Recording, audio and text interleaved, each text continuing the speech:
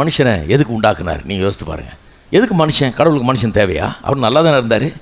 நம்ம ஒன்றும் அவருக்கு ஒன்றும் தேவை கிடையாது, அவசியம் கிடையாது. எதுக்கு மனு வர்க்கம் உண்டாக்கப்படணும்? ஏன் இப்படிப்பட்ட ஒரு உலகம்? ஏன்னு சொன்னால் தேவன் அன்பாகவே இருக்கிறார். அன்பு தனித்து இருக்க முடியாது.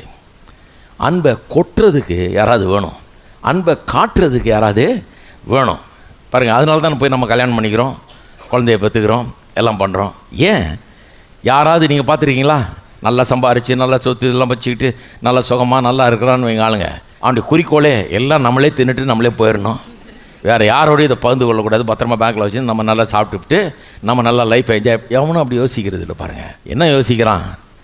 எனக்கு எவ்வளோ செய்ய முடியும், என்கிட்ட கொடுக்கறதுக்கு எவ்வளோ இருக்குது, செய்கிறதுக்கு எவ்வளோ இருக்குது, உள்ளத்தில் அன்பு இருக்குது, அதெல்லாம் கொடுக்கறதுக்கு அதெல்லாம் காட்டுறதுக்கு யாராவது வேணுமே அப்படின்னு சொல்லி தான் ஒரு மனைவியை தேடுறான், வாழ்க்கை துணையை தேடுறான். அதுக்கு தான் ஒரு பிள்ளைகளை பெற்றுக்கிறான் இல்லையா?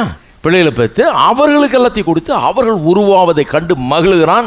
அவர்கள் நல்ல அறிவுள்ளவர்களாக, குணமுள்ளவர்களாக, ஆற்றல் உள்ளவர்களாக வளர்ந்து அவர்கள் நல்லா வாழும்போது இவனுக்கு அதில் ஒரு பெரிய சந்தோஷம். அவர்களை இன்வெஸ்ட் பண்ணுறான், அவர்களை படிப்பில் இன்வெஸ்ட் பண்ணுறான், அவருடைய எதிர்காலத்தில் இன்வெஸ்ட் பண்ணுகிறான், நேரத்தை இன்வெஸ்ட் பண்ணுகிறான், தன்னுடைய முயற்சியை இன்வெஸ்ட் பண்ணுகிறான், வாழ்க்கையை அவர்கள் இன்வெஸ்ட் பண்ணுறான் இல்லையா?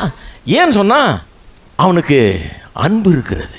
அவன் அன்பின் பிறவி, கடவுளுடைய சாயலில் உண்டாக்கப்பட்டிருக்கிறதுனால அவனும் தனித்திருக்க முடியாது.